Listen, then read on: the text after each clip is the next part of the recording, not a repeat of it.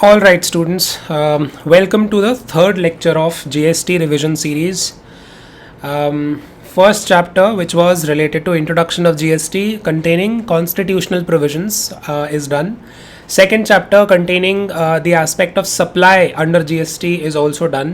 अब third chapter पे अपन लोग आ रहे हैं, which is called charge of GST. Charge of GST में हम discuss करेंगे how GST is applied. कौन से टाइप का एक्ट के अंडर का जीएसटी का जो टैक्स है वो कौन सी केस में लगेगा, इंट्रा स्टेट में, इंटर स्टेट में कब कैसा टैक्स लगेगा, कॉम्पोजिशन स्कीम के बारे में पढ़ेंगे. We shall read about reverse charge mechanism and so on. So let's begin.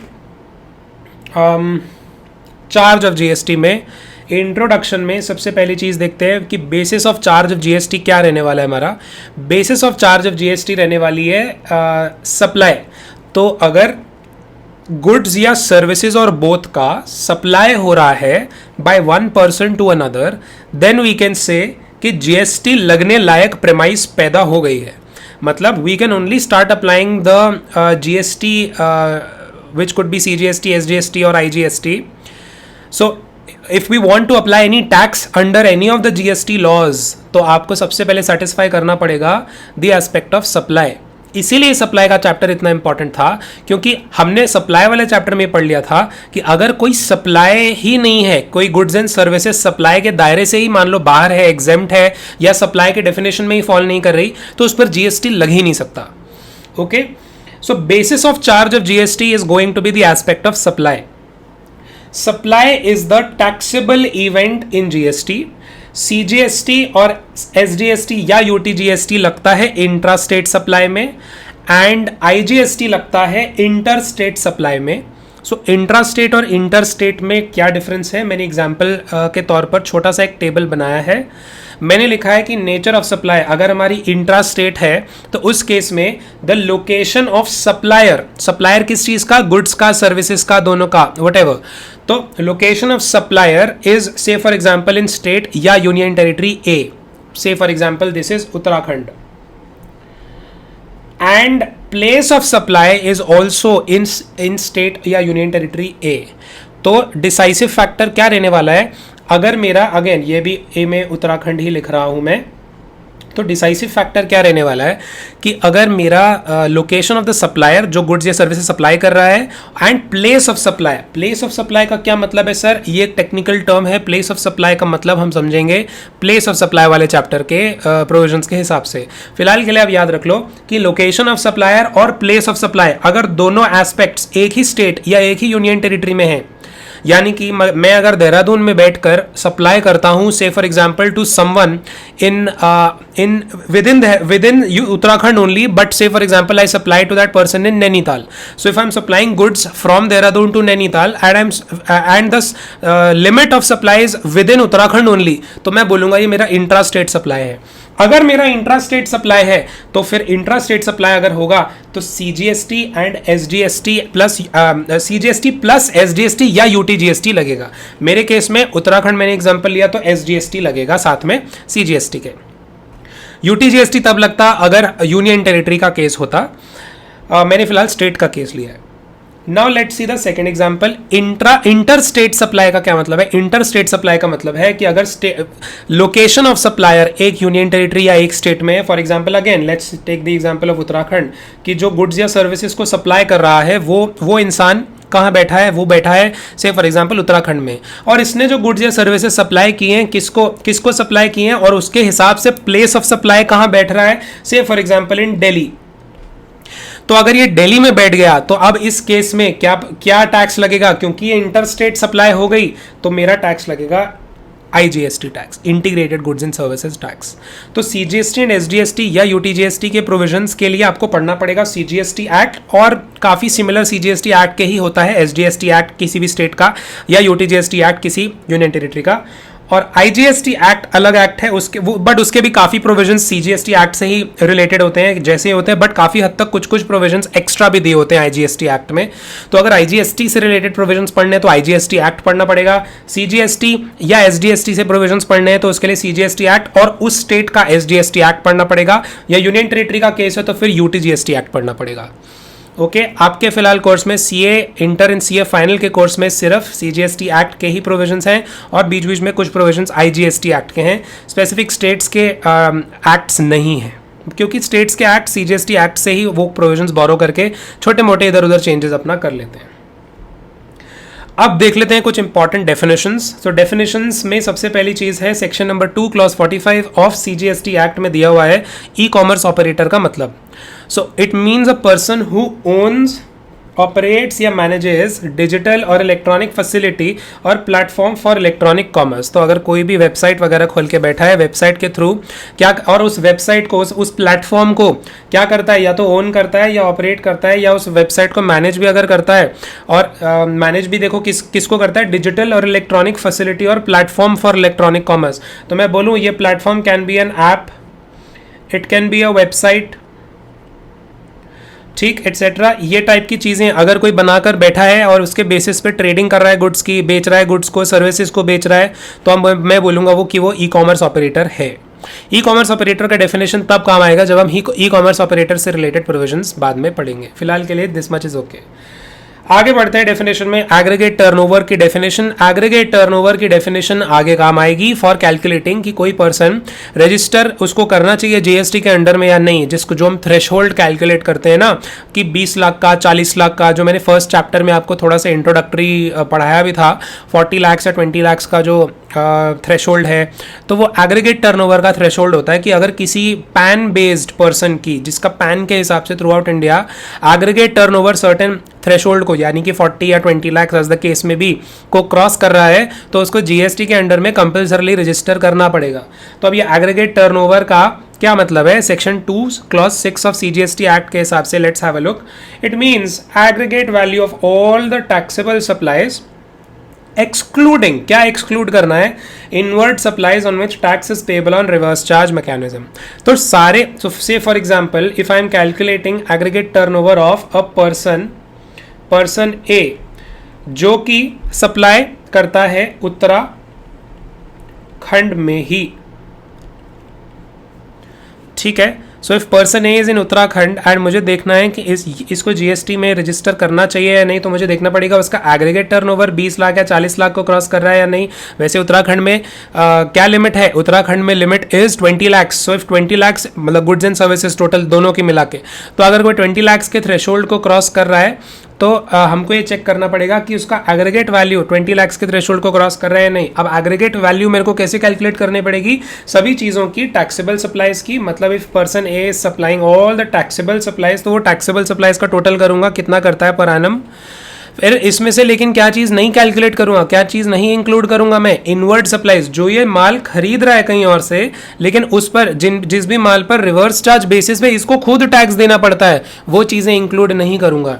तो inward supplies on which tax is payable on reverse charge basis. Reverse charge basis वैसे भी आगे हम डिस्कस करेंगे इसी चैप्टर में रिवर्स चार्ज का क्या मतलब है, बट फिलहाल के लिए जिन को रिवर्स चार्ज का मतलब ऑलरेडी पता है, सो दैट्स ओके। तो जो भी प्रोडक्ट्स पे जो भी ये खरीदता है पर्सन ए प्रोडक्ट जिन पर रिवर्स चार्ज बेसिस पे खुद टैक्स पे करता है, वो मैं वो वाले सप्लाईज इंक्लूड नहीं करूंगा। और लेकिन इंक्लूड और क्या करूंगा?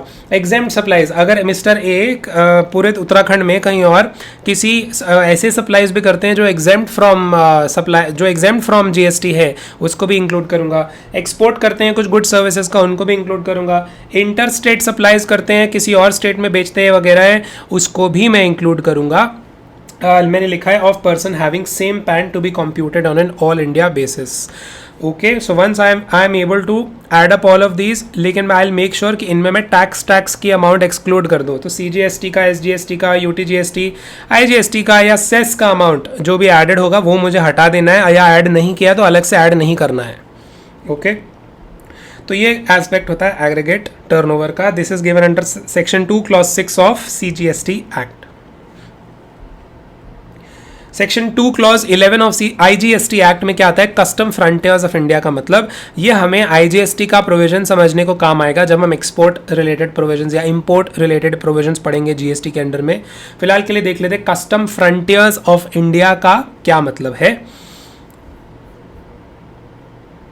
Yes, so custom frontiers of India का मतलब सेक्शन 2 क्लॉज 11 के हिसाब से it means the limits of a customs area हमारे देश का।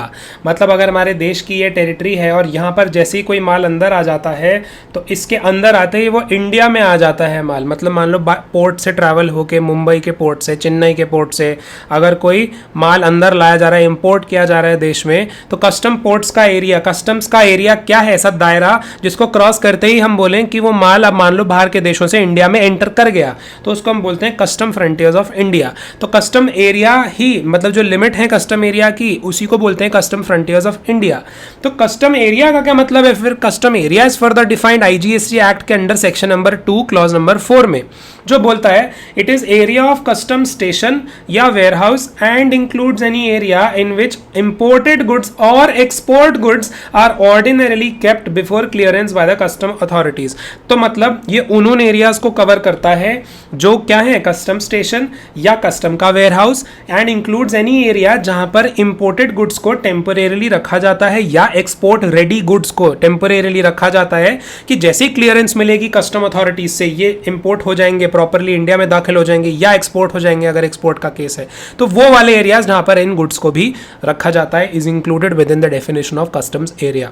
एंड कस्टम एरिया का ही दायरा क्या माना जाता है? Custom frontiers of India. Section 2 clause 16 of IGST act अब बात करता है नेक्स्ट डेफिनेशन की, जो बताता है non taxable online recipient. Non taxable online recipient का क्या मतलब है? It means any government, local authority, governmental authority या ऐसा कोई इंडिविजुअल या any other person not registered and receiving OIDAR services in relation to any purpose other than commerce, industry और any other business या profession located in the taxable territory. OIDAR services होती हैं digital services, जैसे for example online information and database access and retrieval services बोलते हैं इनको। तो अगर कोई मान लो हमारे देश में सिर्फ एक छोटा सा कोई कंज्यूमर है जो अपना पर्पस, प्रोफेशन या बिजनेस पर्पस के लिए कोई बाहर से इंफॉर्मेशन टेक्नोलॉजी रिलेटेड या फिर डेटाबेस रिलेटेड सर्विसेज किसी फॉरेन एंटिटी से अगर ले भी रहा है, लेकिन उसको क्या पर्पस के लिए यूज कर रहा है? सिर्फ पर्सनल पर्पस के लिए। जैसे अपन लोग क्या करते हैं, नेटफ्लिक्स जो हम कंज्यूम करते हैं, नेटफ्लिक्स का डेटा, अमेजॉन प्राइम का डेटा, ये सब डेटा जो हम कंज्यूम करते हैं अपने फोन में, जो मूवीज वगैरह देखते हैं, these are also covered under OIDAR services. But when you and I consume it, we consume it for our own personal purpose, and if say you and I are not registered under GST, otherwise अपन लोग unregistered लोग हैं और सिर्फ Netflix का subscription लेके कोई movie देख रहे हैं और उसके लिए नेटफ्लिक्स को पैसा वैसा दे रहे हैं, तो वो क्या कवर में, किस में कवर हो जाएगा? OIDAR सर्विसेज में। और हम लोग क्या बन जाएंगे? हम लोग बन जाएंगे non taxable online recipients. Non taxable online recipients का एस्पेक्ट किधर डिस्कस होएगा? जब भी चैप्टर में आएगा आप समझ जाना, बट ये डेफिनेशन वहां याद करना कि हमने क्या पढ़ा था। तो फिर से मैंने तो अभी सिर्फ आपको individual who are not registered and who are consuming for personal purpose any online information and database access and retrieval services, इसका एग्जाम्पल दिया। अभी इसमें और क्या जोड़ दो? Government, local authorities, governmental authorities, ये भी जोड़ दो। तो ये सबको मिला के, और वो इंडिविजुअल वाला केस मैंने आपको बता ही दिया, इन सबको जोड़ दोगे तो ये किसके अंडर में फॉल करते हैं? नॉन टैक्सेबल ऑनलाइन रेसिपिएंट में। ओके, किस में दिया है? Section 2 clause 16 of IGST act में दिया है। ओके, ऊपर जो गवर्नमेंटल अथॉरिटी वर्ड लिखा है उसका मतलब समझ लो। उधर governmental authority means an authority और अ बोर्ड और any other body that is set up by an act of the parliament, state legislature या फिर इस्टेब्लिश्ड बाय एनी गवर्नमेंट, मतलब दोनों में से कोई भी चीजें सेटिस्फाई हो जाए, with 90% or more participation by way of equity or control to carry out any function entrusted to a municipality under Article 243W of the Constitution। तो ये सिंपली कह रहे हैं कि ऐसी कोई एंटिटीज जो गवर्नमेंट रिलेटेड हो, लेकिन गवर्नमेंट रिलेटेड बोलना थोड़ा वेग हो जाएगा, तो उन्होंने डिफाइन कर दिया कि गवर्नमेंट अथॉरिटी का मतलब है कोई भी अथॉरिटी या बोर्ड जिसको या तो पार्लियामेंट या स्टेट लेजिस्लेचर ने सेटअप किया हो या फिर कोई भी गवर्नमेंट ने एस्टैब्लिश किया हो। साथ में एक क्लॉज और जोड़ दिया, विद 90% और मोर पार्टिसिपेशन, चाहे इक्विटी से चाहे कंट्रोल से, to carry out any function interested by municipality. अगर कोई लोकल म्यूनिसिपैलिटी है उसने भी कोई फंक्शन अलॉट किया हुआ है ऐसी बॉडी को under article 243W of constitution, तो वो भी गवर्नमेंटल अथॉरिटी कहलाएगी। ओके, नेक्स्ट एस्पेक्ट पे आते हैं, डेफिनेशन पे, clause 93 of section 2 of CGST act जो रेसिपिएंट वर्ड को डिफाइन करता है। रेसिपिएंट को, रेसिपिएंट वर्ड का क्या मतलब है? Obviously recipient in terms of जो जिसको गुड्स या सर्विसेज मिलती हैं किसी सप्लायर ऑफ गुड्स या सर्विसेज से। लेकिन देखना पड़ेगा हमको, अगर कंसिडरेशन जो पेबल है, if the consideration payable then it is the person who is liable to pay consideration. किस केस में? बोथ, या तो अगर सप्लाई ऑफ गुड्स हो रहा हो या सप्लाई ऑफ सर्विसेज हो रहा हो, और उसमें क्या केस में बोल रहा हूं कि कंसिडरेशन इज पेबल, कंसिडरेशन पे करना है, कुछ पैसा वैसा कुछ तो पे करना पड़ेगा उसके बदले में, सर्विस के बदले में या गुड के बदले में। तो कौन कहलाएगा रेसिपिएंट? रेसिपिएंट वो बंदा कहलाएगा जो जिसको ये कंसिडरेशन पे करना है। तो मतलब अगर ए ने गुड्स सप्लाई किए बी को, लेकिन पता है क्या, कंसिडरेशन जो पेबल था ए के गुड्स के रिलेशन में वो मान लो सी ने पे किया, तो पता रेसिपिएंट कौन बन जाएगा? रेसिपिएंट सी बन जाएगा, बी नहीं बनेगा। जबकि कंज्यूम किसने किया? बी ने कंज्यूम किया, लेकिन जिसने भी कंसिडरेशन पे किया ना वो बन जाएगा रेसिपिएंट। तो इस केस में सी रेसिपिएंट बन जाएगा because C had the liability to pay the consideration. Okay, आगे, if no consideration is payable then it is that person. लेकिन किस केस में? सिर्फ गुड्स के केस में, ये मैं सर्विस के केस में नहीं कह रहा हूं, सिर्फ गुड्स के केस में। If no consideration is payable then it is the person to whom the goods are delivered. अगर कंसिडरेशन पेबल ही नहीं थी तो जिस भी पर्सन को गुड्स वो डिलीवर करके आ गया है सप्लायर, वो ही पर्सन क्या कहलाएगा? Recipient. Similarly no consideration payable वाला केस, लेकिन in the case of supply of services then it is that person to whom the service is rendered. जिसको सर्विस परफॉर्म करके दी गई है वो पर्सन कहलाएगा recipient of services. Okay, so this completes our recipient का definition. If consideration is payable में तो वेरी सिंपल है, however is liable to pay consideration. If no consideration is payable than goods के केस में इट इज दैट पर्सन जिसको goods deliver किए जाते हैं, एंड सर्विसेज के केस में इट इज दैट पर्सन जिसको सर्विस रेंडर की जाती है। रेसिपिएंट इंक्लूड्स एजेंट, ये क्लियर है। रेसिपिएंट में ऊपर जो हमने वर्ड्स पढ़े उसमें एजेंट, किसी ने अपना एजेंट अपॉइंट करके रखा हो वो भी इंक्लूड हो जाएगा। आगे, section 2 clause 56 of CGST act, India means territory of India referred to in article 2। India का मतलब क्या कह रहे हैं? It means territory of India referred to in article 1 of the constitution of India. और इंडिया में क्या इंक्लूड होता है? इंडिया शब्द में टेरिटोरियल वाटर्स इंक्लूड होते हैं हमारे देश के, सी बेड इंक्लूड होता है, subsoil underlying such waters, continental shelf, exclusive economic zone और एनी अदर मैरिटाइम जोन, ये सब चीजें इंक्लूड होती है as referred to in the कौन से act? Territorial waters, continental shelf, exclusive economic zone and other maritime zones act 1976। ये पूरा का पूरा एक्ट का नाम है, इसको आपको याद रखना पड़ेगा। इस एक्ट में ये वर्ड्स जो दिए हैं ये सब क्या किसको बनाते हैं? इंडिया वर्ड को में सब इंक्लूडेड है। और क्या इंक्लूडेड है? Air space above it's territory and territorial waters, हमारे देश की एयर स्पेस और हमारे देश का टेरिटोरियल वाटर्स, एयर स्पेस के नीचे का टेरिटोरियल वाटर्स भी कवर्ड है। List of union territories with state legislature कौन सी आती हैं? वो वाली यूनियन टेरिटरीज जिसमें स्टेट लेजिस्लेचर है। फर्स्ट चैप्टर में भी मैंने बताया था, Delhi and Pondicherry have their own state legislature despite being union territories. तो जहां पर स्टेट लेजिस्लेचर होता है वहां पर कौन सा एक्ट पास हुआ होता है? एसजीएसटी एक्ट पास हुआ होता है।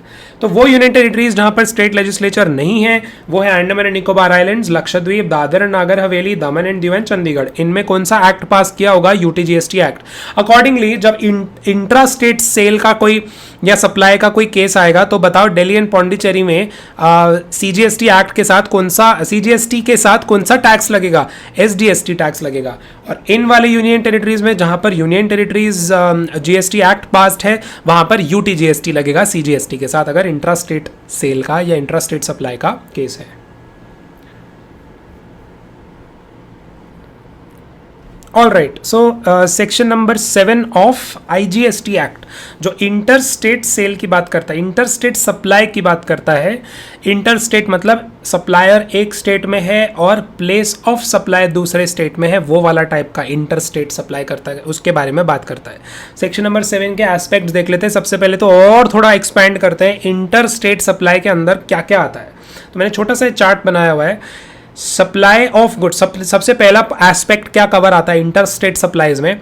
It is supply of goods या services when the location of supplier and place of supply are in 2 different states and union territories.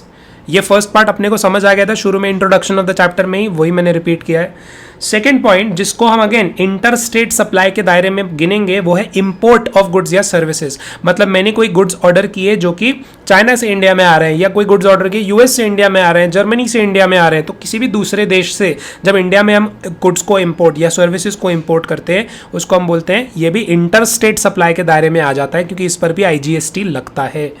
Third point, supplier located in India and place of supply is outside India, उसको भी मैं inter state supply बोलूंगा। फिर से, supplier हमारे देश में है लेकिन place of supply outside India है। प्लेस ऑफ सप्लाई, फिर से अगर बार बार प्लेस ऑफ सप्लाई की दिक्कत हो रही है तो it's better that you read place of supply chapter once and then come back and watch this lecture again. तो place of supply is outside India whereas supplier is located in India, वो वाले aspect में भी हम inter state supply ही बोलेंगे।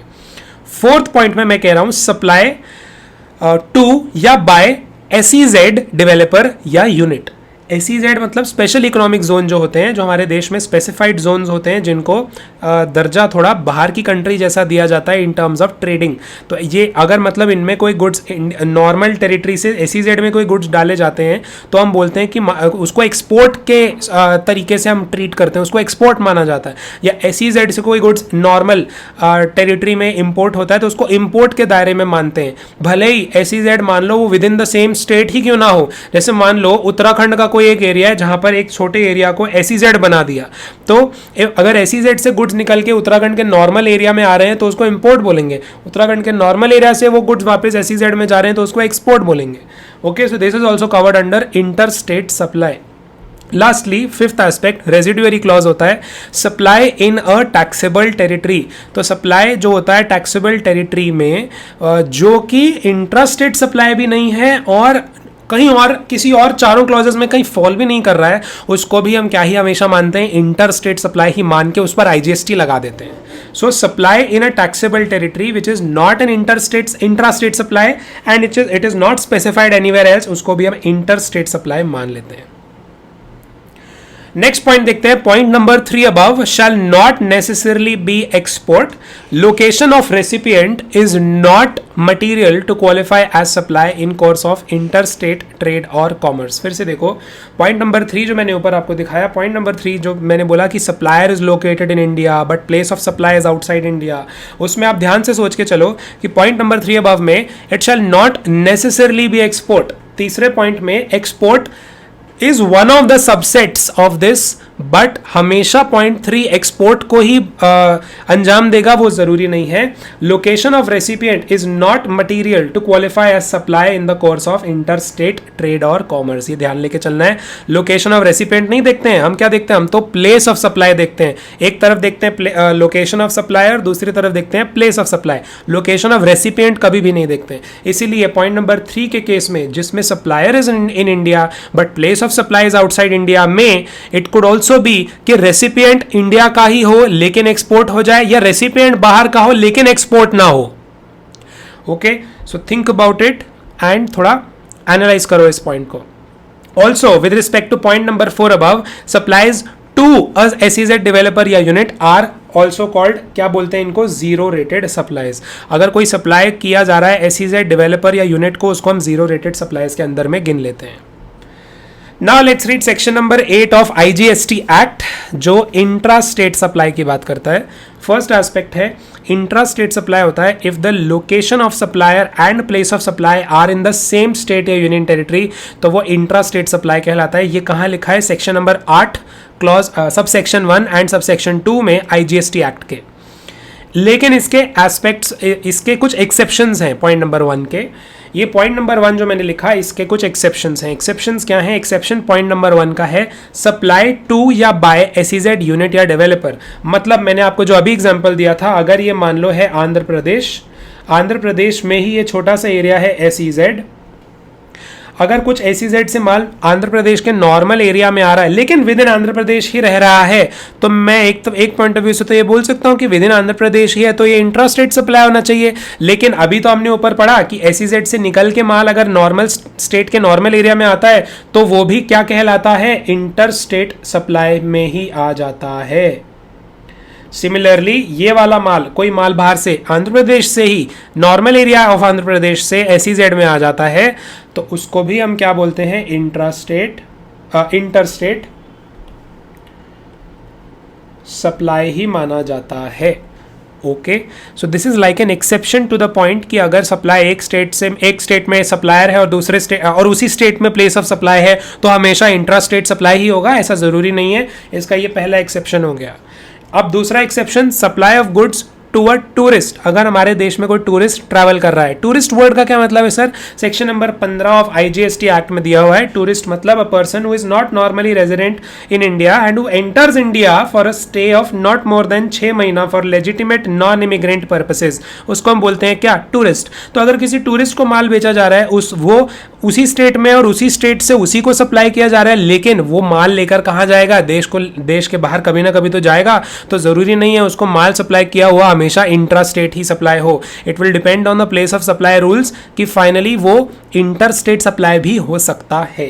तो tourist वाला case भी इंट्रा स्टेट में ही हमेशा फॉल करे, जरूरी नहीं है, because tourist will leave India once, कभी तो छोड़ेंगे, कभी तो जाएंगे हमारे देश से बाहर। तो जब भी वो माल खरीद के उसी स्टेट से कभी तो बाहर जाएगा और इंडिया के भी बाहर जाएगा, तो कभी तो वो इंटर स्टेट बन जाएगा।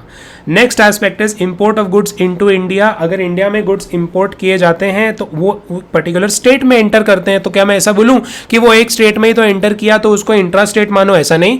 Import of goods is always treated as inter state supply. लिखने के लिए लिख दिया, but it's a very common sense वाला पॉइंट। मेनली हमारे ऊपर वाले 2 पॉइंट्स थे जो एक्सेप्शंस थे इंट्रा स्टेट वाले रूल के। अच्छा, सेकेंड पॉइंट है, मैंने नोट लिखा है विद रिस्पेक्ट टू कि इंट्रा स्टेट सप्लाई में और क्या क्या आता है।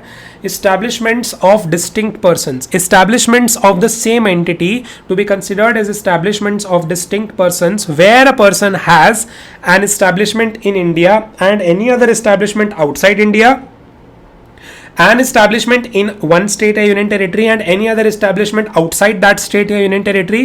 यहाँ पे मैं लिख रहा हूँ with or without registration, with or without separate GST registration।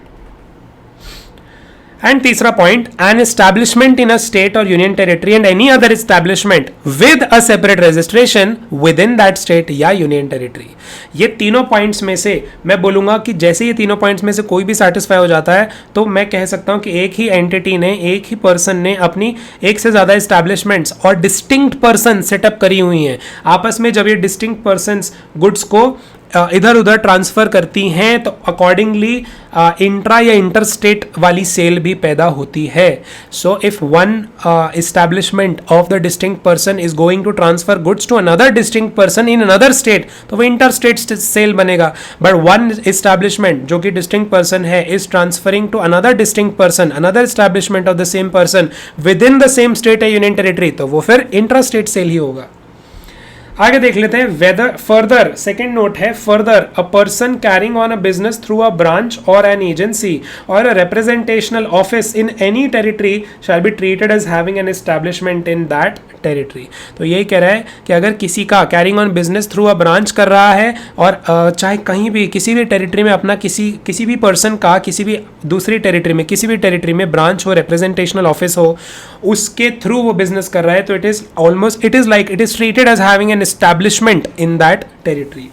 फिर मैंने इंपॉर्टेंट पॉइंट डाला है तीसरा point, whether to treat services of short-term accommodation, conferencing, banqueting, etc. provided to SEZ developer या unit as interstate या intrastate supply। तो इसका answer में आता है, मतलब आप सोच के चलो whether to treat service of short-term accommodation in क्या या conferencing या banqueting, होटल वगैरह की जो accommodation की जो सर्विसेज होती हैं और वो किसको प्रोवाइड करी जा रही हैं, प्रोवाइडेड टू SEZ डेवलपर या यूनिट, उसको मैं इंटर स्टेट सेल मानूं या इंट्रा स्टेट, क्योंकि place of again you can read place of supply rules वाला चैप्टर। प्लेस ऑफ सप्लाई रूल्स वाले में एक गिवन रूल होता है जिसके हिसाब से place of supply in the case of hotel वगैरह is always treated as the same place where that hotel या बैंक्वेटिंग का सर्विस या कॉन्फ्रेंसिंग का सर्विस जहां दे रहे हैं वही एरिया में। तो प्लेस ऑफ सप्लाई रूल्स के हिसाब से अगर कोई होटल की सर्विस दे रहा है, अकोमोडेशन की सर्विस दे रहा है या बैंक्वेटिंग या कॉन्फ्रेंसिंग की सर्विस दे रहा है, वो कभी भी इंटर स्टेट सेल हो ही नहीं सकती। तो लेकिन अभी तो हमने ऊपर पढ़ा कि एसईजेड डेवलपर या यूनिट को अगर कोई सप्लाई कर रहा है तो वो इंटर स्टेट सेल के तौर पर ही कहलाता है, उसके तौर पर ही ट्रीट किया जाता है। तो अब कंफ्यूजन हो रहा है कि हम इंट्रा स्टेट माने मतलब प्लेस ऑफ सप्लाई वाले रूल को भारी माने इस पर, इस जनरल प्रोविजन पर जो अभी ऊपर पढ़ा सेक्शन नंबर 8 के हिसाब से, या फिर हम उल्टी चीज माने एसईजेड वाला रूल लेकर चले जो भारी पड़ेगा प्लेस ऑफ सप्लाई वाले रूल पर। Let's have a look. कह रहे हैं section number 7 subsection 5 clause B of IGST act, supply of goods service या both to a SEZ developer या यूनिट कहलाता है इंटर स्टेट सप्लाई, हमको ये पता है। However as per section number 12 subsection 3C of IGST act, place of supply with respect to service of accommodation etc. in immovable property for organizing a function वगैरह is the location of such immovable property. So this is an intrastate supply. So there is a conflict of provisions, इतना हमको पता है, but based on established principles of interpretation of statutes, in the case of conflict specific provision prevails over the general provision. तो specific provision भारी पड़ेगा general provision पे। Therefore section number 7(5)(b) is a more specific provision. जो अभी हमने ऊपर पढ़ा SEZ वाला वो ज्यादा भारी प्रोविजन है, सो इट ओवरराइड्स हमारा इमूवेबल प्रॉपर्टी इंट्रास्टेट वाला जो हमने रूल पढ़ा उस पर भारी पड़ेगा। So above mentioned service is going to be an interstate supply. Okay, 7(5)(b) will be applicable and 12(3)(c) को इग्नोर किया जाएगा। सिंपल। सो फिर से देख लो इंट्रा स्टेट सप्लाई में मैंने क्या क्या कवर करवाया as per section number 8 of IGST act. Intra state supply में supplier is located in one state या union territory and place of supply is also in the same state या union territory, उसको बोलते हैं हम intra state supply. इसके 3 exceptions थे, supply to या बाय एसईजेड डेवलपर या unit, supply of goods to a tourist and तीसरा था import of goods into India. फिर मैंने आपको डिस्टिंक्ट पर्सन्स का मतलब बताया। एक अगर इस्टेब्लिशमेंट इंडिया में है किसी पर्सन की और कोई इस्टेब्लिशमेंट बाहर है तो ऑटोमेटिकली 2 डिस्टिंक्ट पर्सन्स पैदा हो गए। अगर एक इस्टेब्लिशमेंट किसी एक पर्सन की एक स्टेट यूनियन टेरिटरी में और ऑटोमेटिकली दूसरी इस्टेब्लिशमेंट किसी दूसरे स्टेट यूनियन टेरिटरी में, तो वो विद या without separate GST registration it will automatically become a distinct person. And एक इस्टेब्लिशमेंट रजिस्टर्ड वाली एक स्टेट में और उसी स्टेट में रजिस्टर्ड वाली देखो एक और इस्टेब्लिशमेंट है, तो वो दोनों आपस में डिस्टिंक्ट पर्सन। फर्दर मैंने बोला person carrying a business through a branch वगैरह रिप्रेजेंटेशनल ऑफिस माना जाएगा कि वो उसका इस्टेब्लिशमेंट है। इंपॉर्टेंट पॉइंट फिर मैंने आपको बताया ये 7(5)(b) विज़वी 12(3)(c) वाला, तो 7(5)(b) भारी पड़ेगा 12(3)(c) पे। अब आईजीएसटी एक्ट का सेक्शन नंबर 9 देखते हैं, सप्लाईज इन टेरिटोरियल वाटर्स। इसमें मेनली कौन सा एस्पेक्ट कवर्ड है कि अगर if a location of a supplier या place of supply territorial waters में पड़ती है, पानी में पड़ती है टेरिटोरियल वाटर्स में, then the location of such supplier या फिर place of supply as the case may be shall be deemed to be the coastal state या union territory where the nearest point of appropriate baseline is located। तो अगर कोई coastal territorial waters में कोई location of supplier है, कोई supplier वहाँ located है या place of supply territorial waters में पड़ती है, तो उन टेरिटोरियल वाटर्स के सबसे पास वाला कोस्टल स्टेट या यूनियन टेरिटरी जो कोस्टल लाइन से अप्रोप्रिएट बेस लाइन से सबसे पास है इंडिया के, वो माना जाएगी, वो स्टेट या यूनियन टेरिटरी मानी जाएगी deem to be the location of such supplier या place of supply as the case में बी। टेरिटोरियल वाटर्स का मतलब क्या है जीएसटी में डिफाइंड नहीं है। टेरिटोरियल वाटर्स का मतलब लेकिन UN convention on the law of sea में टेरिटोरियल सी वर्ड डिफाइंड है जो बोलता है belt of coastal waters extending at most 12 nautical miles from base line of a coastal state. तो अरे एक एग्जाम्पल दूं क्या, अगर मानो ये इंडिया है, इंडिया के मान लो यहां पर ये वाला जो एरिया है ये तो वाटर है, बीच में वाटर है, कोस्टल बॉडी है, मान लो ये, मान लो यहां पर ओडिशा है, यहां पर जो है मान लो सप्लायर का एक छोटा सा यूनिट लोकेटेड है, शिप है, और ये 12 नॉटिकल माइल्स के डिस्टेंस के विद इन लोकेटेड है। तो जो सबसे क्लोजेस्ट स्टेट जो लोकेटेड है ना Odisha will be deemed to be the state या यूनियन टेरिटरी, मतलब स्टेट मानी जाएगी इस केस में, which shall be the nearest state to that supplier जो कि 12 नॉटिकल माइल्स के लोकेशन के भी अंदर था। तो ओडिशा कहलाई जाएगी वो वाली स्टेट जहां पर ये सप्लायर लोकेटेड है। ओके, आगे कह रहे हैं section number 3(2) of territorial waters continental shelf exclusive economic zone and other maritime zones act 1976 stipulates that limit of territorial waters is the line every point of which is at a distance of 12 nautical miles from the nearest point of appropriate base line. तो जो चीज़ UN convention of the law of sea में लिखी है वही similar बातें section 3(2) of territorial waters act 1976 में भी लिखी है कि अप टू 12 नॉटिकल माइल्स तक का एरिया हमारा क्या है, हमारा ही इंडिया का टेरिटोरियल वाटर्स है। उसके विद इन मतलब पानी के आसपास कोई सप्लायर का लोकेशन है या प्लेस ऑफ सप्लाई का लोकेशन है तो डीम्ड मान लिया जाएगा कि वो उस स्टेट में या उस यूनियन टेरिटरी में वो लोग लोकेटेड हैं जो सबसे पास है उस सप्लायर के या उस प्लेस ऑफ सप्लाई के। ओके, तो इतनी सी बात सेक्शन नंबर 9 बताता है ऑफ आईजीएसटी एक्ट। अब देख लेते हैं levy and collection of CGST, जो कि सीजीएसटी एक्ट के सेक्शन नंबर 9 में दिया हुआ है, या levy and collection of IGST जो आईजीएसटी एक्ट के सेक्शन नंबर 5 में दिया हुआ है। इंटर स्टेट सप्लाई होती है तो सीजीएसटी प्लस एसडीएसटी लगता है, एसडीएसटी और UTGST. CGST and SGST are, जहां मैंने एसडीएसटी लिखा है ना मान लेना यूटीजीएसटी भी है उसकी जगह, जो अगर यूनियन टेरिटरी का केस है तो CGST and SGST are levied on transaction value determined under section number 15 of CGST act.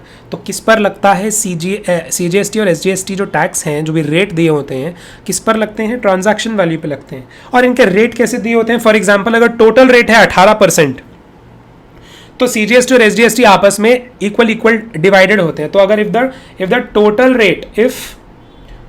Rate is Sen 18% तो इसमें सीजीएसटी कितना होगा 9% एंड इसमें एसडीएसटी कितना होगा, ये भी 9% होगा। ओके, सो सीजीएसटी और एसडीएसटी आपस में इक्वली डिवाइडेड होते हैं, हाफ होते हैं each of the total rate. तो रेट और ये किस पर लगते हैं, ट्रांजैक्शनल वैल्यू पे लगते हैं। रेट ऑफ सीजीएसटी क्या क्या नोटिफाई हो चुके हैं, कुछ प्रोडक्ट्स के केस में क्या क्या हो सकते हैं। सो सीजीएसटी एक्ट के अंडर मतलब half rate of the total rate can be 0%, 0.125%, 1.5%, 2.5%, 6%, 9% and 14%। तो मैक्सिमम रेट कभी भी क्या प्रोविजन बना हुआ है, मैक्सिमम रेट सीजीएसटी एक्ट के अंडर में सिंगली मतलब 20% से ज्यादा नहीं हो सकता। तो मैं बोलूं टोटल रेट कभी भी, total rate of GST can never exceed 40%। Okay, अच्छा आईजीएसटी क्या होता है, आईजीएसटी हमेशा टोटल रेट को ही हम आईजीएसटी बोलते हैं। जब इंटर स्टेट सप्लाई हो रही होती है सिर्फ एक टैक्स लगता है आईजीएसटी, उसका रेट क्या होता है सीजीएसटी और एसजीएसटी का total. Alcoholic liquor is completely out of purview of GST law, first chapter में हमने देख लिया था। एंड पेट्रोलियम प्रोडक्ट्स में it may be taxable later but GST में अभी नहीं लेकर आए हैं। इंपोर्ट ऑफ गुड्स में मैंने बोला है इंटर स्टेट सप्लाई माना जाता है, chargeable to IGST. This IGST is levied and collected as per custom tariff act 1975 on the value as determined under the said act at the point when the custom duty is also levied under customs act on the said goods. जब आप customs वाले provisions पढ़ लेंगे तब आपको better समझ आएगा कि पूरे कस्टम्स के सारे ड्यूटीज लगाने के बाद जो एंड में वैल्यू बचती है उस पर आईजीएसटी फिर से लगाया जाता है। तो आईजीएसटी का जो आईजीएसटी लगाने के लिए जो वैल्यू है वो कस्टम ड्यूटीज ऐड करने के बाद जो वैल्यू फाइनल आती है इंपोर्टेड गुड्स पे वो वैल्यू है जिस पर आईजीएसटी लगता है।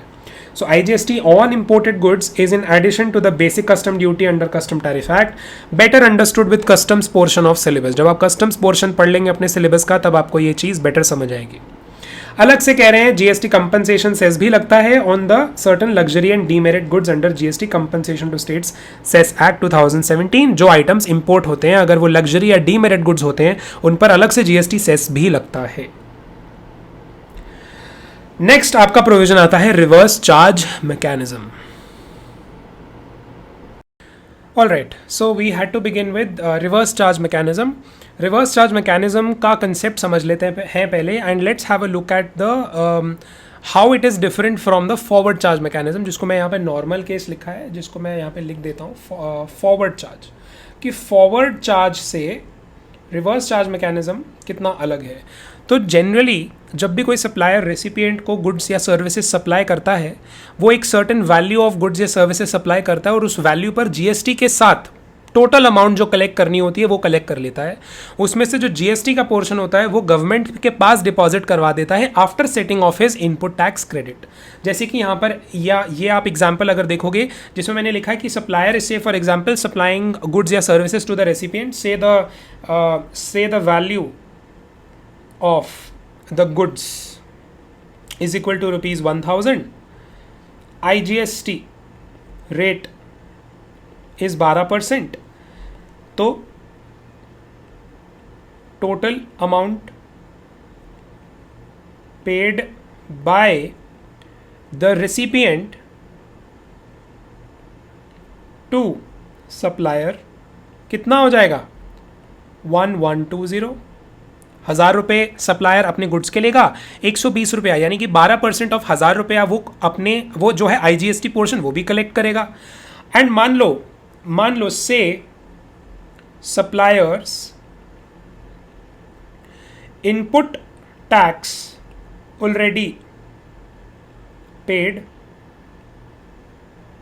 On inputs is equal to ₹100।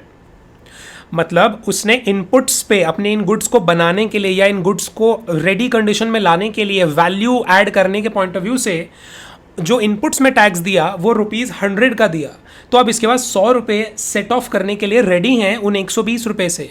तो फाइनली अपनी जेब से सप्लायर गवर्नमेंट को कितना का टैक्स डिपॉजिट करेगा? 20 रुपया, यानी कि 120 माइनस 100 इनपुट टैक्स क्रेडिट मतलब माइनस कर लेगा और 20 रुपीज़ गवर्नमेंट के पास डिपॉजिट करवा देगा। ये होता है फॉरवर्ड चार्ज मैकेनिज्म, यानी कि नॉर्मल केस। अब अगर मैं रिवर्स चार्ज की बात करूं तो रिवर्स चार्ज में क्या होता है? The supplier is again supplying goods या services to the recipient and the recipient is paying consideration, लेकिन एक्सक्लूडिंग GST अमाउंट। तो अगर 1000 रुपये के गुड्स सप्लाई किए सप्लायर ने रेसिपिएंट को और उन गुड्स को पर अगर रिवर्स चार्ज मैकेनिज्म लगता है तो, या फिर सर्विसेज सप्लाई करी और सर्विसेज पर रिवर्स चार्ज मैकेनिज्म अगर लगता है तो जो रेसिपिएंट अमाउंट पे करेगा सप्लायर को that will only and only be for the consideration जो वैल्यू ऑफ सप्लाई बनती थी। 1000 रुपये का किया तो 1000 ही रुपये पे करेगा। तो अब आपके दिमाग में सवाल आएगा, सर फिर वो बाकी का GST अमाउंट का क्या? अब ये सप्लायर को तो दे नहीं रहा है उतना GST अमाउंट, तो इसीलिए ये GST अमाउंट सबमिट करने की रिस्पॉन्सिबिलिटी गवर्नमेंट के पास किसकी हो जाएगी? सप्लायर की नहीं होगी, इस केस में रेसिपिएंट ऑफ गुड्स या सर्विसेज की हो जाएगी। यानी कि जिसको भी वो गुड्स डिलीवर हुए हैं या जिसने भी उन सर्विसेज का उपयोग किया है that person becomes responsible for depositing the GST amount on those goods और services with the government. This is called reverse charge mechanism. तो इसमें भी ध्यान से रेसिपिएंट के ऊपर पहले भी टैक्स पे करने की टैक्स पे करने का बर्डन था, लेकिन वो सप्लायर को पैसा दे देता था और बोलता था कि आप गवर्नमेंट के पास डिपॉजिट करो अपना इनपुट टैक्स सेट ऑफ करके। और रिवर्स चार्ज में भी बर्डन ऑफ टैक्स तो अभी भी रेसिपिएंट के ऊपर ही आ रहा है, लेकिन इसमें वो सप्लायर को नहीं बोल रहा है गवर्नमेंट के पास सबमिट करने को ITC सेट ऑफ करके, ये इसको खुद से सबमिट करना पड़ेगा। बट जब ये गवर्नमेंट को ये वाला अमाउंट पे कर देगा, GST का अमाउंट इस रिवर्स चार्ज वाला अमाउंट पे कर देगा, उसी का वो इनपुट भी ले लेगा। Can be claimed as input tax credit by such recipient. Okay, तो मैंने यहां लिखा है ultimate burden of GST was always on the recipient only, just the formalities such as obtaining registration, deposit of tax with the government, filing returns etcetera is transferred from the supplier to the recipient under reverse charge. So I hope you have understood the exact application of reverse charge mechanism. अब reverse charge के दो scenarios होते हैं, एक जो section 9 subsection 3 of CGST में या section 5 subsection 3 of IGST act पर के बेसिस पे लगे, या एक वो वाला रिवर्स चार्ज मैकेनिज्म जो section 9 subsection 4 of CGST act या section 5 subsection 4 of IGST act के बेसिस पे लगे। तो देख लेते हैं फर्स्ट वे और first mechanism of for the government to apply reverse charge on certain goods और सर्विसेज इज, अगर रिवर्स चार्ज बेसिस लगाया जाए on the basis of the fact that certain specified goods and services have been categorized as such under 9(3) of CGST या 5(3) of IGST। मतलब government का 9(3) या 5(3) के under में कल को मतलब नोटिफिकेशन निकली हुई है ऑलरेडी, बट इस लॉ के बेसिस पे, इस सेक्शन के बेसिस पे गवर्नमेंट ने ऐसा प्रोविजन बनाया कि हम कल को ऐसे नोटिफिकेशंस निकालेंगे, जो कि निकाल लिए ऑलरेडी गवर्नमेंट ने, कि ऐसे नोटिफिकेशंस निकालेंगे जिनमें लिस्ट दिया होगा गुड्स या सर्विसेज का कि इन पर तो हमेशा ही रिवर्स चार्ज ही लगेगा। या फिर दूसरा way out is reverse charge on the basis of the fact that certain specified goods and services have been categorized as such under 9(4) of CGST और 5(4) of IGST when supply is made by unregistered supplier to specified classes of registered recipient. तो 9(4) या 5(4) के under में भी government ने ऐसा mechanism बनाया कि हम नोटिफिकेशंस रिलीज करेंगे और उसमें आइटम्स की लिस्ट देंगे कि इन पर तो रिवर्स चार्ज मैकेनिज्म ही लगेगा, लेकिन ये भी साथ में एक और कंडीशन पूरी करनी होगी कि वो टाइप के गुड्स या सर्विसेज जो 9(4) या 5(4) में लिस्टेड होंगे या नोटिफाइड होंगे वो सप्लाई होंगे अनरजिस्टर्ड सप्लायर द्वारा एंड वो रिसीव होंगे certain specified class of registered recipients द्वारा। ओके, तो 9(3) या 5(3) के अंडर में गवर्नमेंट ने जो नोटिफाई करे हैं गुड्स या सर्विसेज, उसमें से गुड्स तो आपके सिलेबस में नहीं है, सर्विसेज आपके सिलेबस में हैं। सर्विसेज के लिए इतना पार्ट में डिलीट कर देता हूँ, you don't need to refer these. इसके लिए मैं ये पेज नंबर डिलीट कर देता हूँ, refer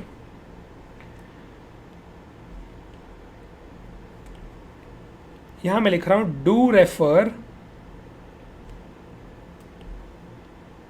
volume 1 of study material. Okay, इसके लिए आपको अपनी स्टडी मटेरियल के वॉल्यूम 1 में जो भी आपकी लिस्ट दी हुई है इसी चैप्टर में वो आपको रेफर तो करनी पड़ेगी, लेकिन वही लिस्ट मेरे से जितनी संक्षेप में हो पाई, जितना कंसाइज हो पाई, मैंने यहाँ पर देने की कोशिश की है। So we should begin with discussing the notified services under reverse charge now. Okay, देख लेते हैं detailed list of notified services under reverse charge under section number 9(3) of CGST act. Firstly, it is service of transport of goods by road provided by the Goods Transport Agency GTA। मतलब कौन सी service covered है reverse charge में, मतलब ऐसी कौन सी service है जो कि जिसके ऊपर जो भी रेसिपिएंट है उसी को टैक्स देना पड़ेगा गवर्नमेंट को, मतलब उसके ऊपर रिस्पॉन्सिबिलिटी आ जाएगी गवर्नमेंट के ऊपर, गवर्नमेंट को टैक्स पे करने की। If the service of transport of goods by road is being provided by a goods transport agency। वो भी कौन से वाली goods transport agency? वो वाली goods transport agency which has opted for the 5% effective rate वाला, यानी कि no input tax credit लेने वाला मॉडल। आपको इतना अभी तक पता होना चाहिए कि गुड्स ट्रांसपोर्ट एजेंसी के पास दो ऑप्शंस होते हैं, गवर्नमेंट ने खुला छोड़ा है कि या तो वो 5% no ITC, 5% will be the total rate of tax that will be chargeable by the goods transport agency on its services, या तो वो वाला मॉडल ऑप्ट करे और जिस को भी वो सर्विस प्रोवाइड करेगी उसमें वो जो भी सर्विस प्रोवाइड करेगी उसके रिस्पेक्ट में जो टैक्स पे करना होगा उसमें वो इनपुट टैक्स क्रेडिट क्लेम नहीं कर पाएगी गुड्स ट्रांसपोर्ट एजेंसी, लेकिन 5% का इफेक्टिव रेट ऑफ टैक्स लग जाएगा उसकी सर्विसेज पे।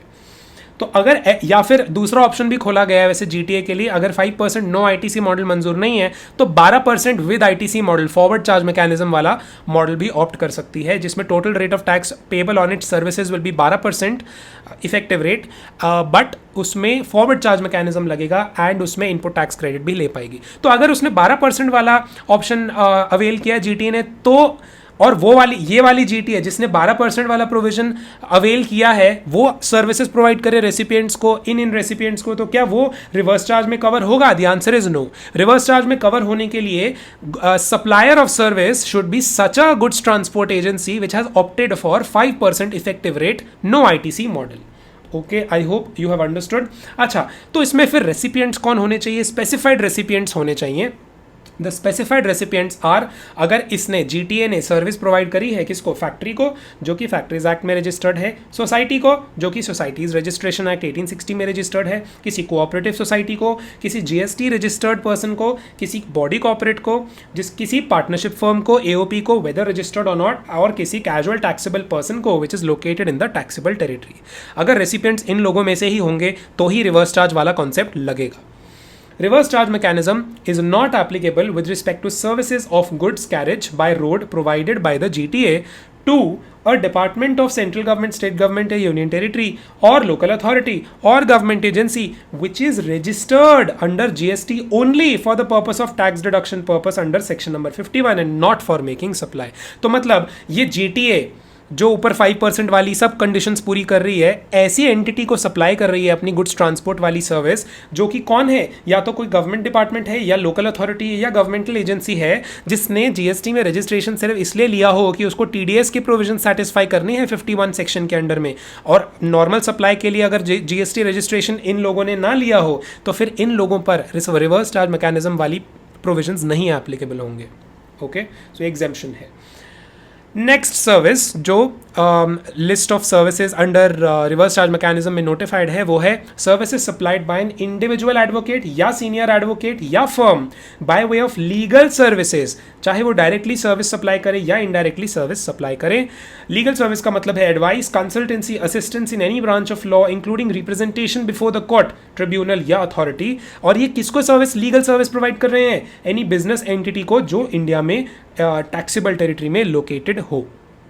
Okay, next services supplied by an arbitral tribunal to any business entity located in the taxable territory।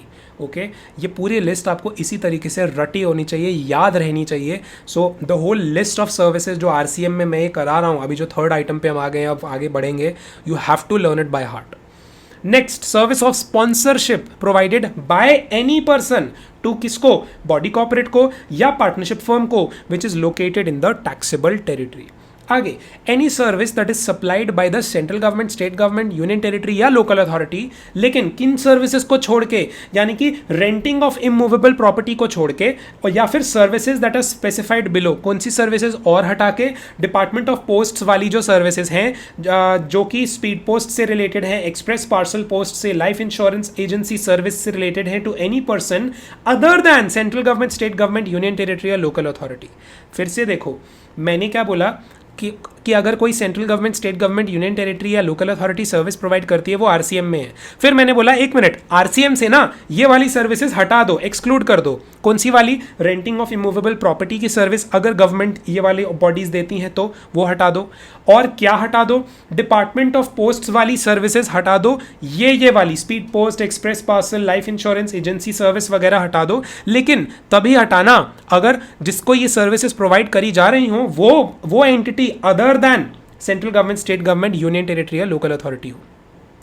अच्छा, और क्या हटाना है, service with respect to aircraft vessel inside और outside the presidents of airport या पोर्ट। तो airport या port में एयरक्राफ्ट या वेसल से जो रिलेटेड सर्विसेज है वो हटा दो। Transport of goods and passengers वाली सर्विसेज जो गवर्नमेंट्स वगैरह देती हैं वो भी हटा दो।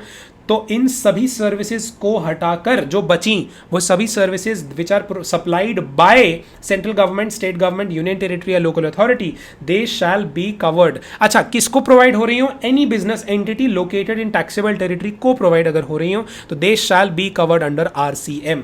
ध्यान से, किन किन को हटा के, ये हटा के, ये हटा के, ये वाली डिपार्टमेंट ऑफ पोस्ट वाली तब हटा के, if they are provided to any person other than central government, state government, union territory या local authority, and renting of immovable property वाली सर्विस हटा के, तो जो भी बची वो सभी आरसीएम में कवर्ड है।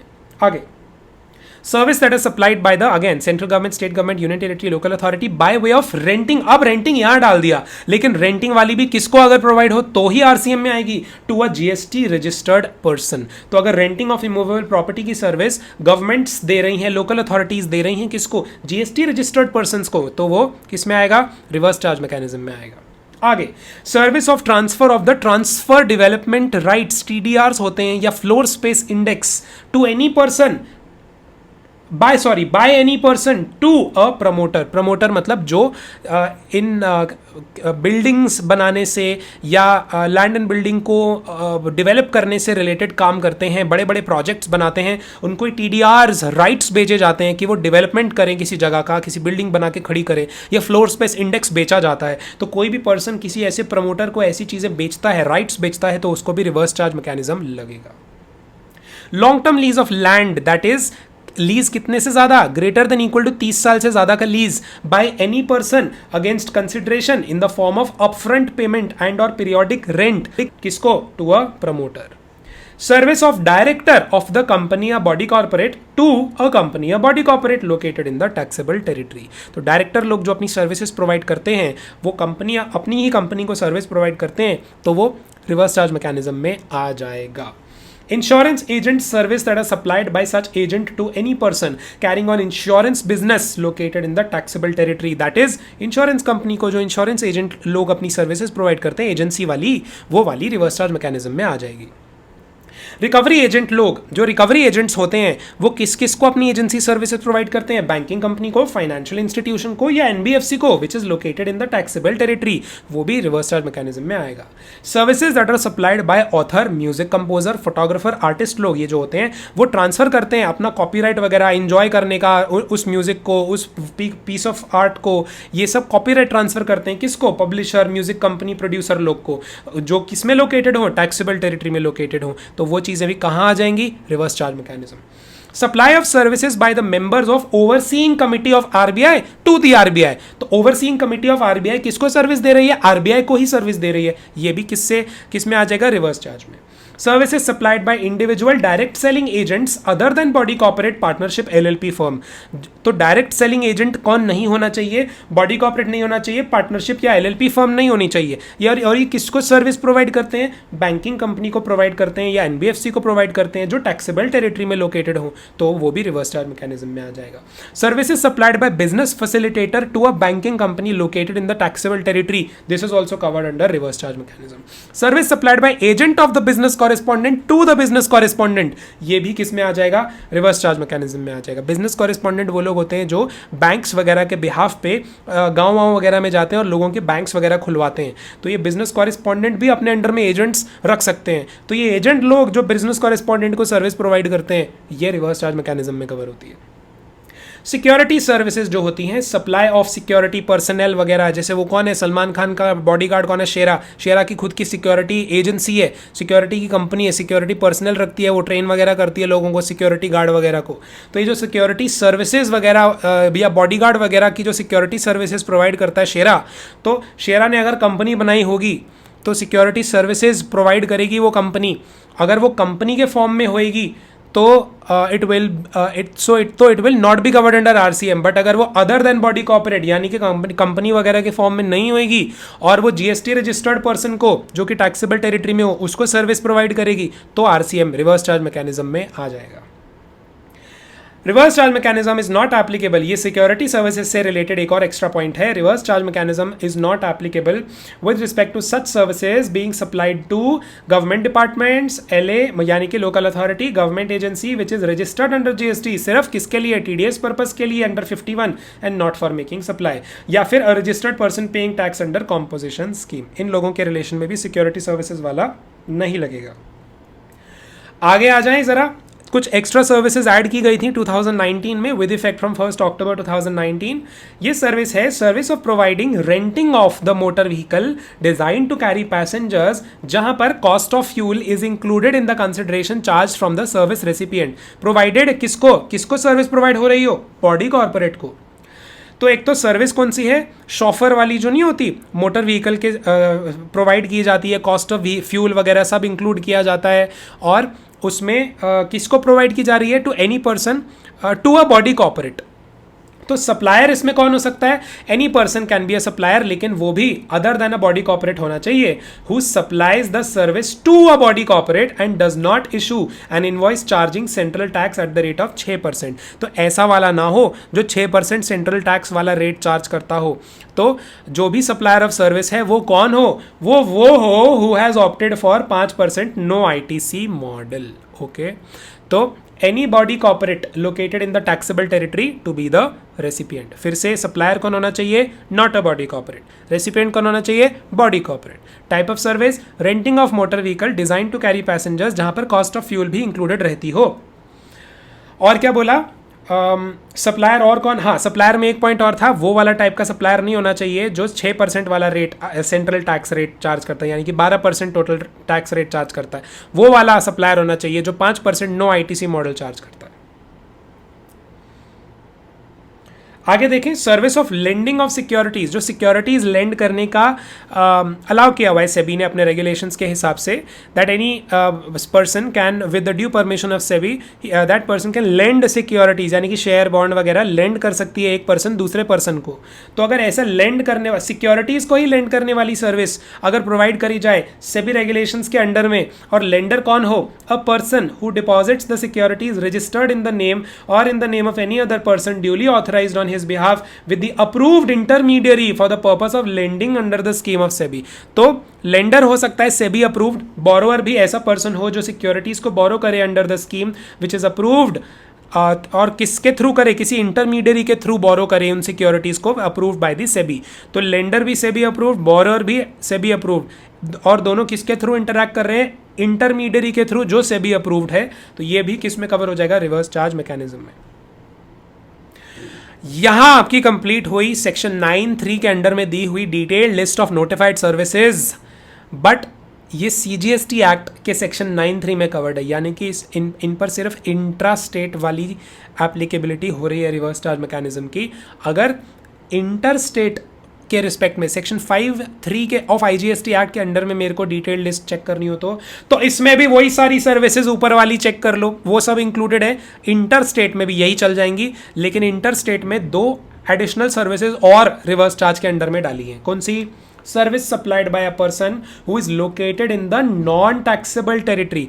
जो तो सप्लायर कहाँ है, नॉन टैक्सेबल टेरिटरी, इंडिया के बाहर है, लेकिन किसको सर्विस प्रोवाइड कर रहा है, to any person located in the taxable territory other than non taxable online recipient. Oh my god, मतलब यहां पर वो नॉन टैक्सेबल ऑनलाइन रेसिपिएंट वाला कॉन्सेप्ट आ गया जो मैंने शुरू में लेक्चर के शुरू में डेफिनेशन के हिसाब से बताया था, जिसमें मैंने क्या बोला था, नॉन टैक्सेबल ऑनलाइन रेसिपिएंट एक तो गवर्नमेंट बॉडीज होती हैं, और क्या होता है, और एक वो पर्सन होता है हमारे आपके और मेरे जैसा जो कि जीएसटी में भी रजिस्टर्ड नहीं है, और OIDAR सर्विसेज, नेटफ्लिक्स वगैरह का सब्सक्रिप्शन लेके मूवीज वगैरह देखना चाहता है, कुछ और चीजें कंज्यूम कर रहा है, मतलब information technology related, internet related services consume कर रहा है, but who is also not a GST registered person, और किसी बिजनेस या प्रोफेशन पर्पस के लिए भी नहीं कंज्यूम कर रहा है।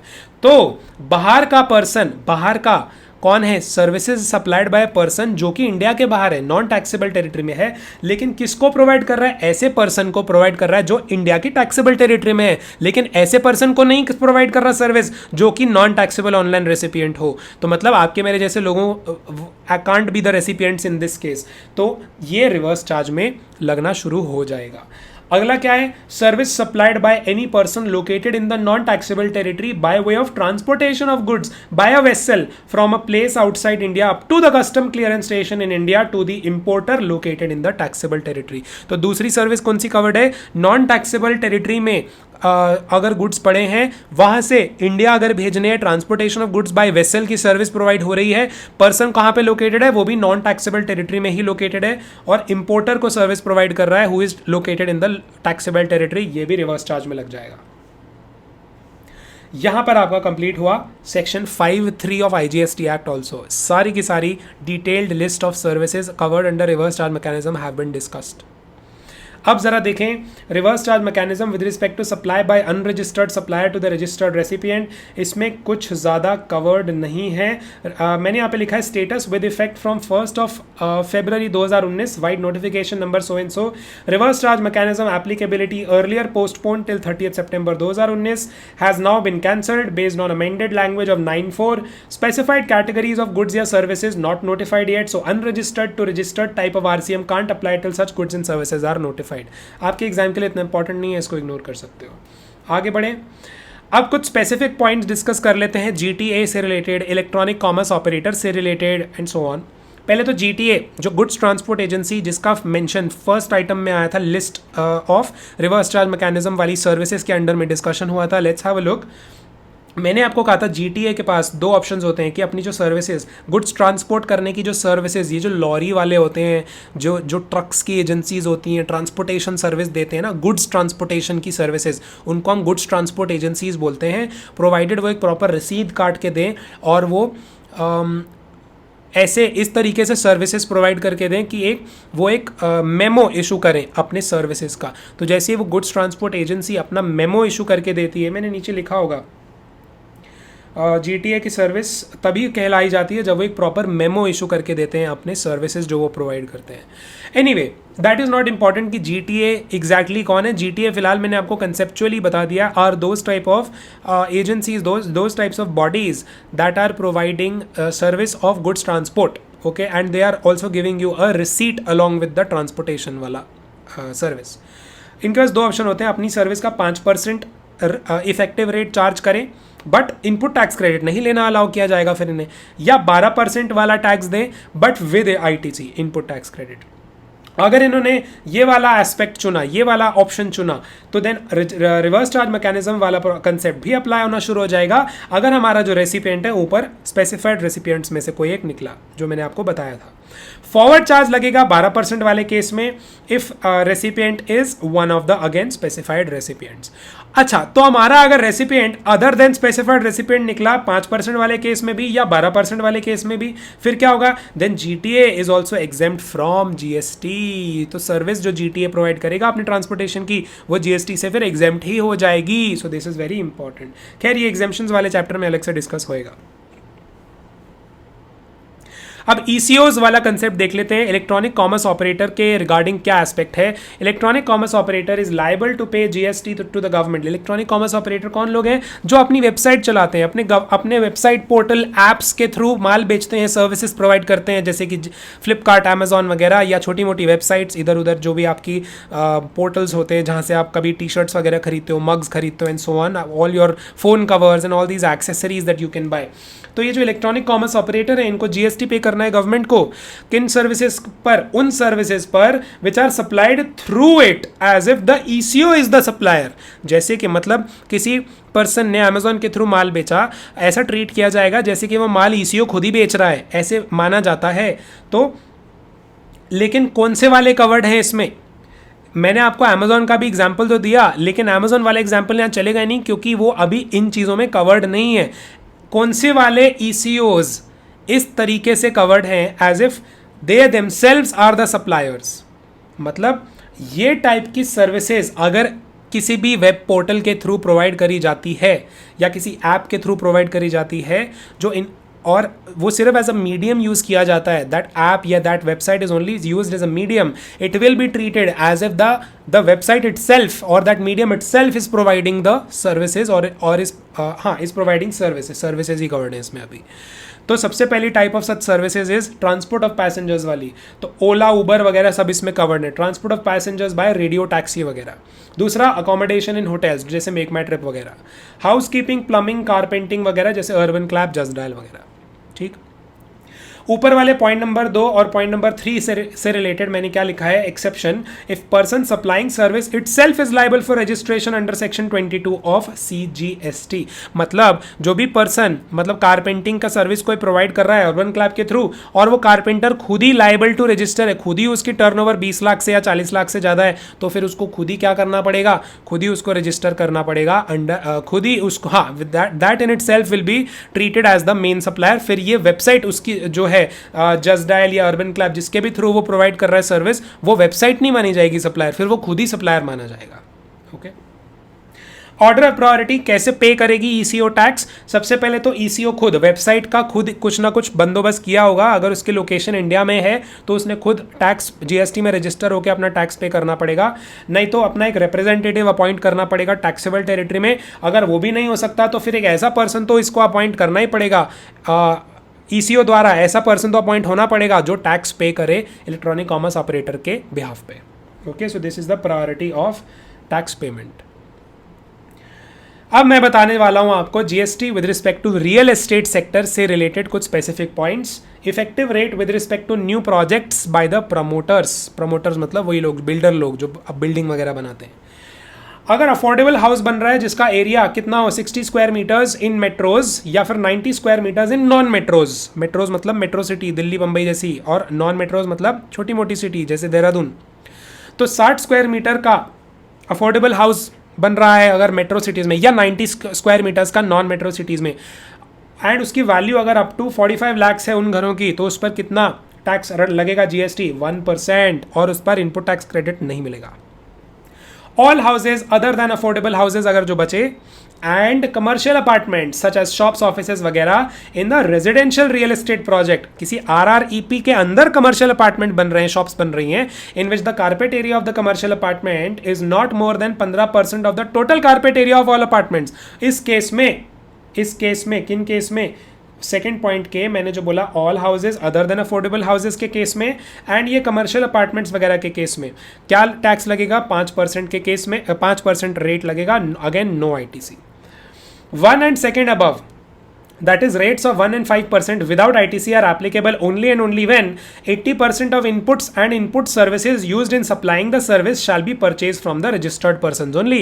तो ये जो प्रमोटर लोग हैं, बिल्डर लोग हैं, ये अगर रजिस्टर्ड GST रजिस्टर्ड पर्सन से माल खरीदेंगे और ऐसे माल खरीदेंगे कि वो 80% ऑफ इनपुट्स का तो मिनिमम पूरा करे, कि इन्होंने हाँ रजिस्टर्ड पर्सन से मिनिमम 80% माल तो रजिस्टर्ड पर्सन से ही खरीदा, तो ही ये 1% या 5% का इफेक्टिव रेट लगाने को अलाउ किया जाएगा।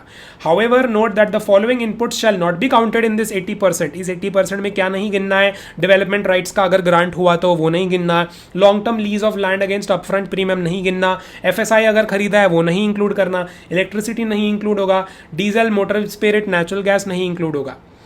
If the value of inputs purchase from registered person 80% से कम होती है, then in that case promoter has to pay GST on reverse charge basis under section 9(4) of CGST act. कितने रेट पे, 18% पे। तो वो जिस माल पे जो 80% से कम बैठ रहा है उस डेफिसिट पे प्रमोटर को कितना रेट पे रिवर्स चार्ज बेसिस पे इनपुट्स पे करना पड़ जाएगा, 18% tax on all such inputs to the extent short of 80% supply from the registered person. Cement if purchase from unregistered supplier is taxable at 28% effective rate reverse charge mechanism पे। Cement पे तो हमेशा reverse charge mechanism पे 28% effective rate लगता ही है। Also note, GST on capital goods purchased from unregistered supplier is to be paid by the promoter on reverse charge basis at applicable rates। तो capital goods पे तो reverse charge basis पे देना ही पड़ेगा अगर unregistered लोगों से खरीदा है। ठीक, अब नेक्स्ट एस्पेक्ट आपका आएगा composition levy. Okay guys, so composition levy से को शुरू करने से पहले there is just one more new type of service जो थोड़ा सा एडिशन किया है ICAI ने अपने स्टडी मॉडल्स में हल्का सा रिवाइज करके। इन्होंने ऐड किया पैसेंजर सर्विस फ़ी और यूज़र डेवलपमेंट फ़ी के बारे में।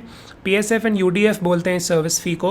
ये एक तरीके से मान लो ये कंसिडरेशन है for the type of services that are being provided by airport managing authorities, जैसे GMR ग्रुप होता है, कोई बड़ी बड़ी डेवलपमेंट अथॉरिटीज़ होती हैं, कुछ डेवलपमेंट बॉडीज़ होती हैं, कुछ कंपनीज़ होती हैं जो डेवलपमेंट करती हैं एयरपोर्ट्स का, एयरपोर्ट्स को मेंटेन करने की सर्विस प्रोवाइड करती हैं। तो और उनके इन सर्विसेज के फाइनल रेसिपिएंट्स कौन लोग हुए, आपके और मेरे जैसे लोग जो ट्रैवल करते हैं बाय एयर। तो आपके और मेरे जैसे लोग मतलब पैसेंजर्स। तो अगर मैं बोलूं कि सर्विस प्रोवाइड करने वाला असल में कौन है, airport managing authority, and service को रिसीव करने वाला कौन है, पैसेंजर या रेसिपिएंट, आपके और मेरे जैसा। लेकिन ये जो कंसिडरेशन है, यानी कि ऊपर ये जो PSF या UDF है, ये कलेक्ट करता कौन है, ये डायरेक्टली GMR ग्रुप या एयरपोर्ट मैनेजिंग कोई भी और अथॉरिटी है वो नहीं करती है। ये एयरलाइंस को बोल देती है कि आप लोग ना PSF या UDF हमारे बिहाफ पे कलेक्ट कर लेना पैसेंजर लोग से। तो पैसेंजर पहले एयरलाइन को पे करता है वही वाली फीस, और उसके ऊपर जो GST लगता है वो भी एयरलाइन ही कलेक्ट करती है। और यही एयरलाइंस जैसे इंडिगो, गोएयर जैसी एयरलाइंस आगे इस फीस को along with the GST on it pass on कर देती है एयरपोर्ट मैनेजिंग अथॉरिटीज़ को, और यही एयरपोर्ट मैनेजिंग अथॉरिटीज़ फाइनली वो टैक्स पे कर देती हैं गवर्नमेंट्स को। तो एयरलाइंस क्या बनी, एयरलाइंस बीच की सिर्फ एक तरीके से पॉन है, बीच की एक तरीके से एजेंट्स हैं, कठपुतली हैं। They are simply accepting certain fees as well as the GST on it from the passenger, and they are passing it on to the airports managing authorities, and those authorities are finally paying the tax to the governments. It's that simple. और airline बीच की agent तभी मानी जाएगी अगर वो pure agent की conditions पूरी करती है, as given under rule number 33 of the CGST rules. Okay, अब हम शुरू करते हैं कॉम्पोजिशन लेवी से, which is given under section number 10 of CGST act. तो कॉम्पोजिशन लेवी में दो टाइप्स का कॉम्पोजिशन स्ट्रक्चर होता है। First is composition levy normally under section number 10 of CGST act, जो कवर करता है सप्लाई ऑफ गुड्स अगर कोई सिर्फ गुड्स का सप्लाई करता है, या अगर कोई सप्लायर सिर्फ रेस्टोरेंट सर्विस प्रोवाइड करता है और उनके साथ मार्जिनल सप्लाई ऑफ सर्विसेज भी चलो कर लेता है, but only up to a certain extent, थोड़ी छोटी मोटी सर्विसेज भी इधर उधर प्रोवाइड कर लेता है, तो to an extent it is allowed, but mainly या तो गुड्स प्रोवाइड करता है या फिर रेस्टोरेंट सर्विस प्रोवाइड करता है, तो उसके लिए एक स्ट्रक्चर बना हुआ है। और अगर कोई सर्विस प्रोवाइडर है, ऐसा सप्लायर है जो सिर्फ सर्विसेज प्रोवाइड करता है, उसके लिए अलग स्ट्रक्चर बना हुआ है। तो जो सर्विसेज प्रोवाइड करता है वो किसके अंडर में कॉम्पोजिशन लेवी लगता है? उसको लगता है composition levy under section number 10 का specific subsection 2A. Okay, so this is only for supplier of service, and here it was only for supplier of goods or restaurant service, but with a marginal supply of services is permissible to a certain extent. तो composition levy under section 10 देख लेते हैं सबसे पहले, क्या scene है इसमें, क्या कंसेप्ट है इसमें। सिंपल है, कॉम्पोजिशन लेवी में क्या होता है, जो जैसे जनरली अगर कोई सप्लायर है वो पहले टैक्स कलेक्ट करता है अपने कस्टमर से, वो जीएसटी कंपेयर करता है इनपुट टैक्स क्रेडिट से, इनपुट टैक्स क्रेडिट को उससे सेट ऑफ करता है, जो आउटपुट टैक्स फाइनल पेएबल बनता है वो गवर्नमेंट को देता है। ये खेल अगर कोई नहीं खेलना चाहता और अगर कोई सिर्फ एक छोटे मोटे स्पेसिफाइड जीएसटी रेट पर जो सिंपली उसकी जितनी सप्लाई हो रही है, जितना उसका टर्नओवर आ रहा है, उसका एक सर्टेन परसेंटेज गवर्नमेंट को रेडी है पे करने को, उसको इनपुट टैक्स क्रेडिट का खेल वगैरह नहीं खेलना है अगर किसी को, तो उसके लिए क्या है composition levy under section number 10 या section number 10(2)(a), depending on वो गुड्स या रेस्टोरेंट सर्विस प्रोवाइड करता है या फिर वो अगर सप्लायर ऑफ प्योरली सर्विसेज है।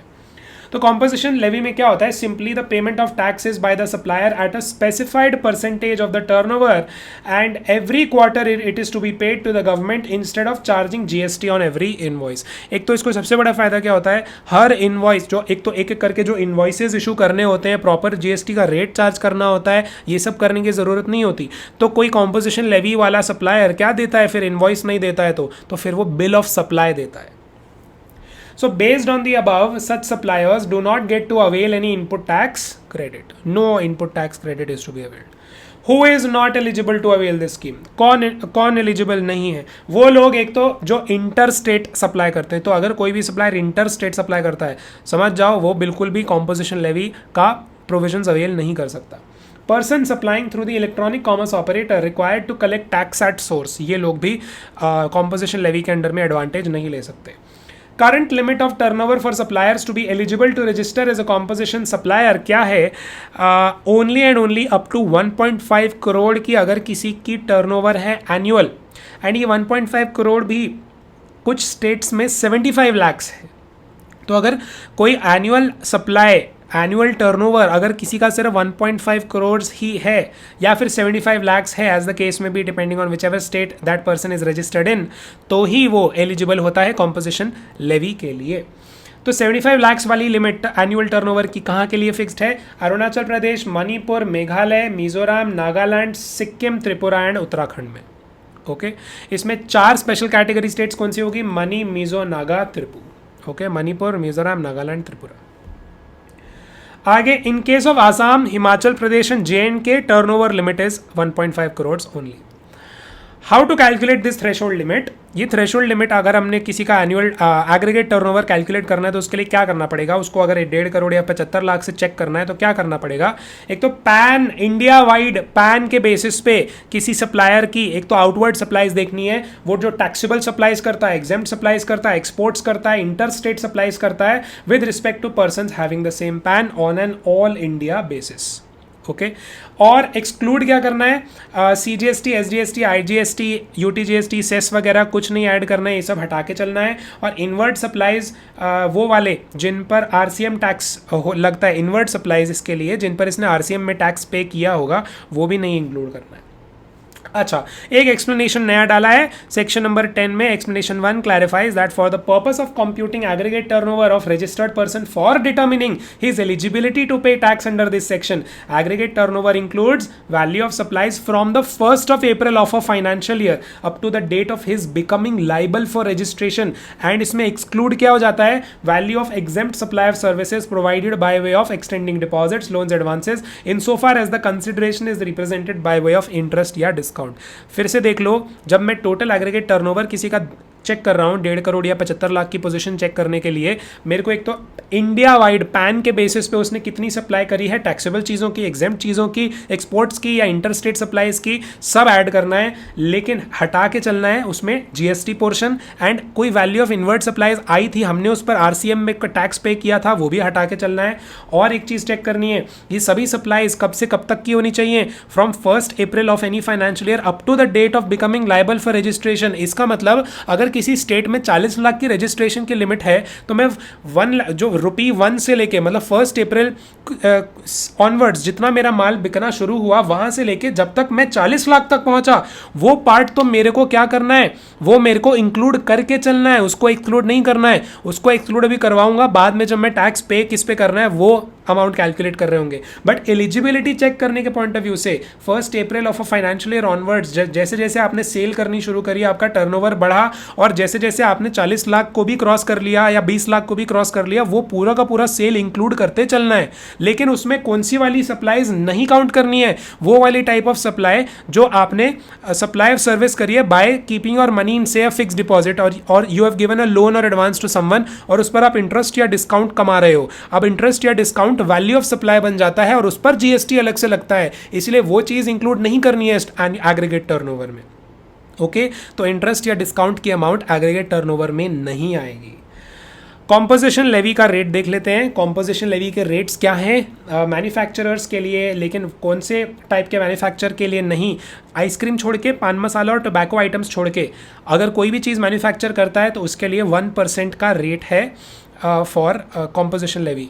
बाकी के सप्लायर्स के लिए, सप्लायर्स जो कि रेस्टोरेंट सर्विस प्रोवाइड करते हैं उनके लिए 5% का इफेक्टिव रेट है। एंड अगर कोई और टाइप ऑफ गुड सप्लाई करता है जो कि मैन्युफैक्चरिंग से रिलेटेड नहीं है, वो भी, उसके लिए भी इफेक्टिव रेट 1% ही है।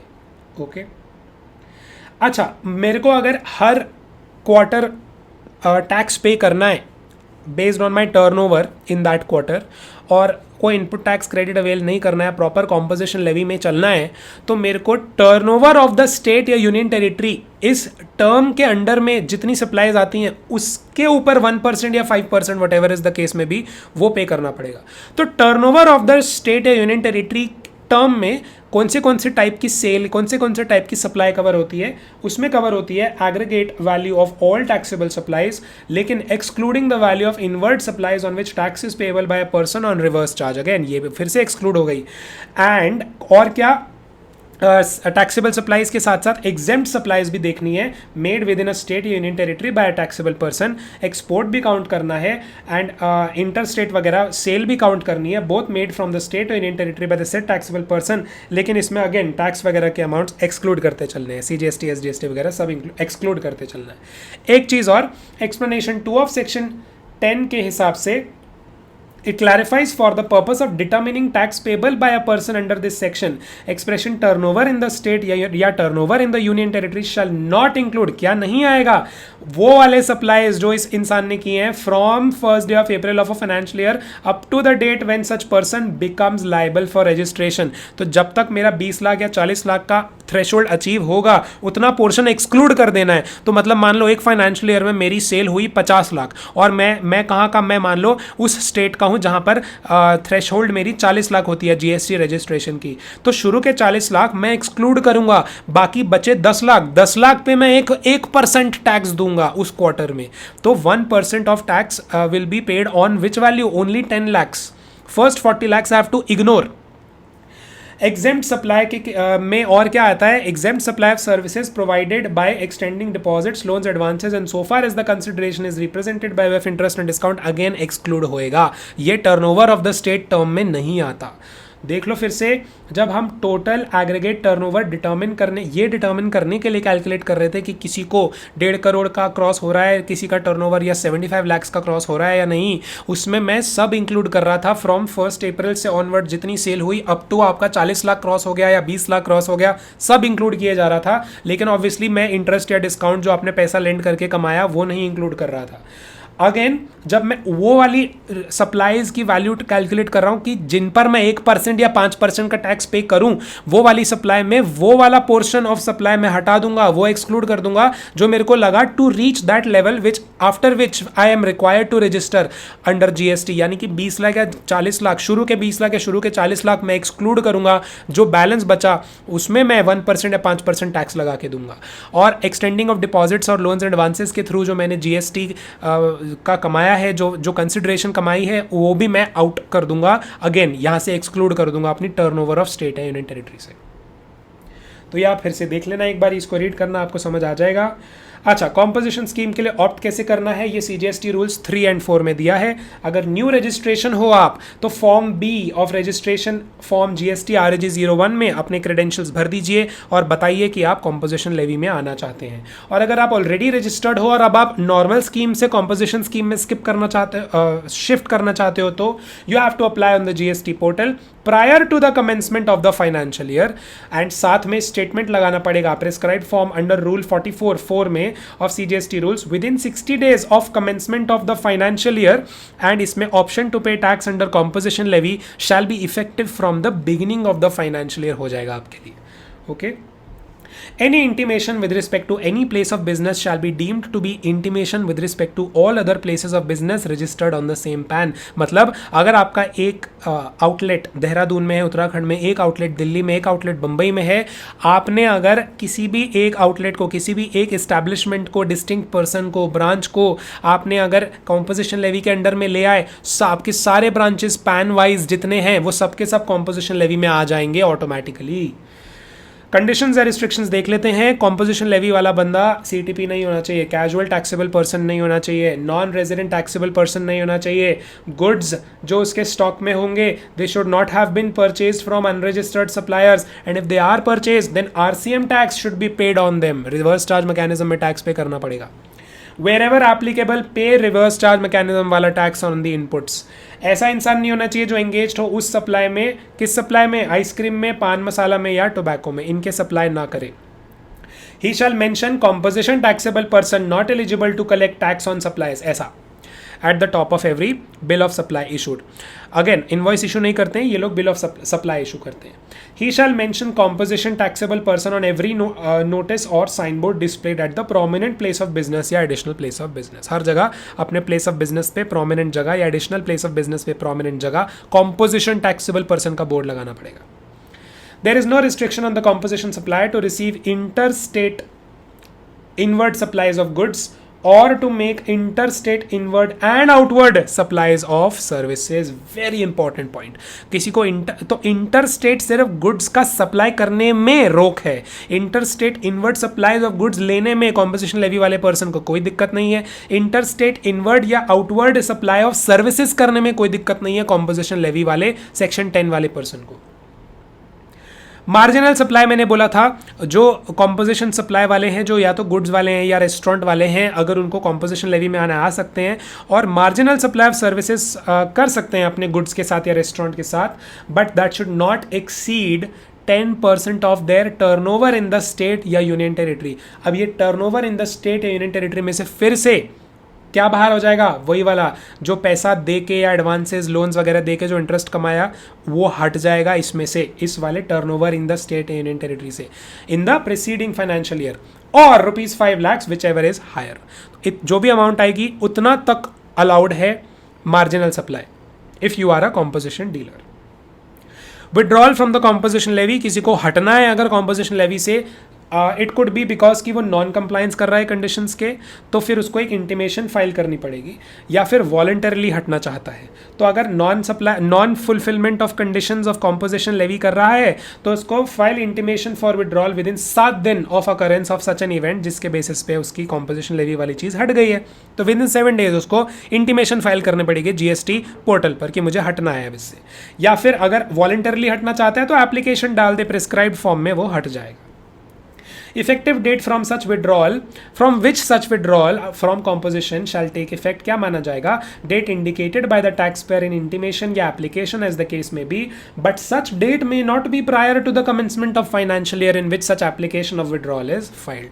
अगर 19-20 में फाइल करी थी तो ऐसा ना हो कि आपने डेट बोल दिया मैं तो 18-19 से हटना चाहता हूँ, 20-21 में फाइल कर रहे हो, ऐसा ना हो कि मैं तो 19-20 से हटना चाहता हूँ। ऐसा नहीं, जिस ईयर में एप्लीकेशन फाइल कर रहे हो उसी ईयर की एक डेट चुन लो कि मुझे इस डेट से हट जाना है, कि इस डेट से मैं कॉम्पोजिशन लेवी से बाहर आ जाना चाहता हूँ। Denial of option to pay tax under composition scheme bye tax authorities में है कि एक शो कॉज नोटिस इशू करेंगे टैक्स अथॉरिटीज़ कि अगर उन्हें लगता है कि आप कॉम्पोजिशन लेवी के कंडीशंस पूरे नहीं कर रहे हो तो आपको नहीं पूरा और आप नहीं अलाउ किए जाने चाहिए कॉम्पोजिशन लेवी में रहना, तो वो शो कॉज नोटिस इशू करेंगे आपको, उसका आप रिप्लाई दोगे, वो टैक्स अथॉरिटीज़ एक्सेप्ट करेंगी या रिजेक्ट करेंगी। अगर वो डिनायल हो जाता है आपको ऑप्शन का तो effective date of denial shall be from the date determined by the tax authorities, और वो रेट्रोस्पेक्टिव डेट भी हो सकती है। हाउएवर अगर such date can not be prior to the date of contravention of provisions of CGST act, जब से आपने प्रोविजंस तोड़े उस डेट से पहले की तो नहीं चुन सकता tax officer, but from a back date तो चुन सकता है। Very important note with respect to point 1 in I and J above, the taxpayer needs to furnish a stock statement containing details of stock, यानी कि raw material या work in progress या finish goods मेरा stock कितना पड़ा हुआ है मुझे टैक्स ऑफिसर्स को बताना पड़ेगा, जीएसटी पोर्टल पर डिटेल्स डालने पड़ेंगे कि मेरे स्टॉक में कितना कितना स्टॉक पड़ा, कितना कितना raw material work in progress finish goods पड़ा है on the date on which option is withdrawn denied within a period of कितने दिन, within a period of 30 days from the date on which the option is withdrawn या denied. तो within 30 days of मेरा जब से मेरा हटा composition levy वाला ऑप्शन तब से मेरे को विद इन 30 days के अंदर अंदर ये स्टॉक स्टेटमेंट जरूर फाइल करना है। अब आ जाते हैं सेक्शन 2A वाली कंसेशनल रेट ऑफ टैक्स वाली, जो सप्लायर ऑफ सर्विसेज के लिए जो कॉम्पोजिशन लेवी है, it is very similar to your goods and restaurant वाला जो मैंने कॉम्पोजिशन स्कीम बताई। इट्स जस्ट दैट इसमें थ्रेशहोल्ड कितना रखा हुआ है, 50 लाख रखा हुआ है कि अगर किसी का 50 लाख का एग्रीगेट टर्नओवर क्रॉस नहीं हुआ है तो ही वो क्या कर सकता है, इस स्कीम में आ सकता है। इसमें रेट कितना इफेक्टिव रेट डाला है, क्लियरली 6% का इफेक्टिव रेट डाल दिया है।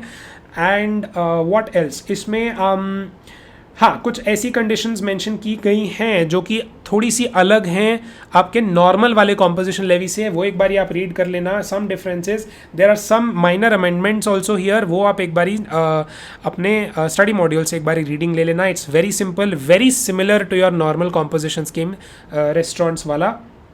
एंड एक चीज़ का ध्यान रखना है, इसमें जब हम गिनना शुरू करेंगे आपका 50 लाख तो सिमिलर रूल्स लगेंगे। जब आप एग्रीगेट टर्नओवर गिन रहे हैं तब तो पूरा 50 लाख गिनना है, पूरा का पूरा टर्नओवर गिनना है। अगर आपने 40 लाख क्रॉस कर लिया, 20 लाख क्रॉस कर लिया, पूरा टर्नओवर गिना जाएगा every from 1 April onwards of the financial year. But when you are calculating turnover in the state जिस पर आपने वो 6% कैलकुलेट करना है, उसके लिए आप वो शुरू के 40 लाख या शुरू के 20 लाख हटा देंगे। वो शुरू का जो पोर्शन है वो उतना पोर्शन हटेगा, बैलेंस पोर्शन पर 6% का टैक्स पे होगा। ओके, ये वही पार्ट है। ये एग्जाम्पल है, hair stylist Billu barber has his salon in Delhi and Haryana making intra state supplies. In order to determine whether Billu is eligible to avail benefit of composition scheme for services, turnover of both the salons would be taken into account. PAN wise देखते हैं ना, तो सारे salons देखने पड़ेंगे उसके। If the same does not exceed 50 lakh, Billu can opt to avail composition levy scheme subject to fulfilment of other conditions for both the saloons.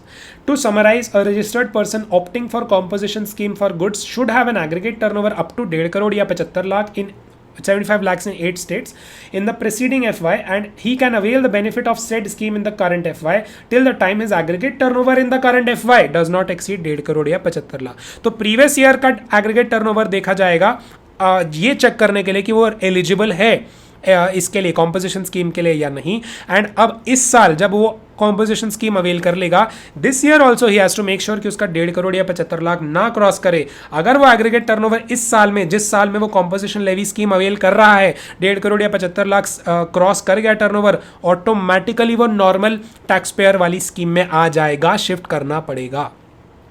Similarly, a registered person opting for composition scheme for services should have an aggregate turnover up to 50 lakh in preceding financial year. He can avail the benefit of said scheme in current FY till the time his aggregate turnover in current FY does not exceed 50 lakh. जैसे ही 50 lakh exceed होगा, ये automatically normal scheme में convert होना पड़ेगा। ये revision point छोटा सा देख लो. Registered person who is not eligible for composition scheme कौन है? Supplier engaged in making supply of goods which are not leviable to tax, supplier engaged in making interstate outward supplies of goods, person supplying any goods through electronic commerce operator who is required to collect tax at source under 52, manufacturer of ice cream, pan masala, tobacco and. अच्छा, एक चीज और add हो गई है, aerated waters भी add हो गया है. Supplier who is either a casual taxable person या NRTP, supplier of services save as provided under section number 10(1). Supplier engage, अच्छा, registered person who is not eligible for composition scheme for services में कौन आता है? Supplier engage in making supply of goods और services which are not leviable to tax, supplier engage in making any interstate outward supplies of goods या services, supplier supplying services supplying any goods या services through eco जो कि 52 के under में tax collect करता है, manufacturer of ice cream, pan masala, tobacco, aerated water, supplier of notified services, supplier who is neither a CTP, who is either a CTP और an NRTP. This completes your chapter number 3. It was huge, it was humongous. मैंने try किया है to explain in simplest of terms. थोड़ा fast गया हूँ but chapter लंबा है and you will actually have to take a proper reading of these chapters first, try and understand each chapter clause by clause. ये lectures जो हैं आपको सिर्फ रिविजन में बेस्ट हेल्प करेंगे. पूरा का पूरा मैटर कंसाइज करके, कंप्रेस करके दिमाग में डाल देंगे और एग्जाम टाइम में मेमोराइज करने में आपको मदद करेंगे. So just keep on reading and keep on listening to these lectures. लगा के सुन लिया करो, मेहनत करते रहो एंड एग्ज़ाम तो होंगे. So just stay positive and keep on reading, keep on studying, keep on revising. Lectures देखते जाओ, शेयर करो लेक्चर्स अपने फ्रेंड्स के साथ. Tell them about this channel. Subscribe कर लो चैनल के साथ, बेल आइकन दबा लो. जैसे ही आपका मन करेगा कि आप डाउन हो रहे हो, कुछ नेगेटिव फील कर रहे हो, ये लेक्चर लगा के सुनना शुरू कर दो and start revising your chapters. जैसे जैसे आपको लगे जो चैप्टर वीक है उसको उतनी ज़्यादा बार सुनो. Okay, thank you.